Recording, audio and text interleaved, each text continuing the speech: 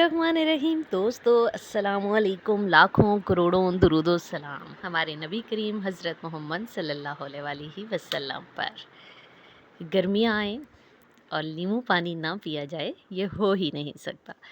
तो आपके लिए लेकर आए हैं नींबू पानी का ऐसा मेथड, ऐसा तरीका जो कि आपने पहले कभी नहीं बनाया होगा, लेकिन आप पी के देखेंगे तो आप यकीन करें कि अंदर तक ठंड उतरना जिसे कहते हैं वो इसकी वजह से हो जाएगी।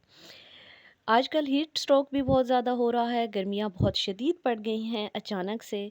तो इस वजह से उस गर्मी से निपटने के लिए, उसकी शिद्दत से निपटने के लिए आपने ले लेना है 1 गिलास पानी और पुदीने के 5 से 7 पत्ते धोकर अच्छे से डाल देने हैं आपने ब्लेंडर में।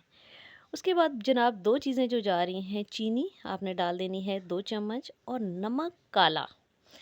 काला नमक इसके टेस्ट को दोबाला नहीं, बहुत ज़्यादा हद तक बढ़ा देता है और ज़बरदस्त किस्म का लगता है।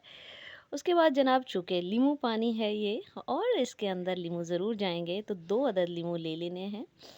नींबू के अंदर से बीज निकाल के अलग कर लेने हैं आपने और जनाब उसका रस आपने निकाल लेना है।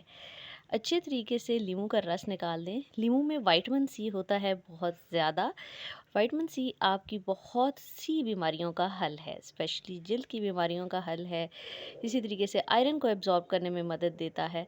तो ये नींबू का रस भी डाल दीजिए आप इसके अंदर और जनाब उसके बाद अल्लाह ताला का नाम लेकर आपने चला देना है ब्लेंडर।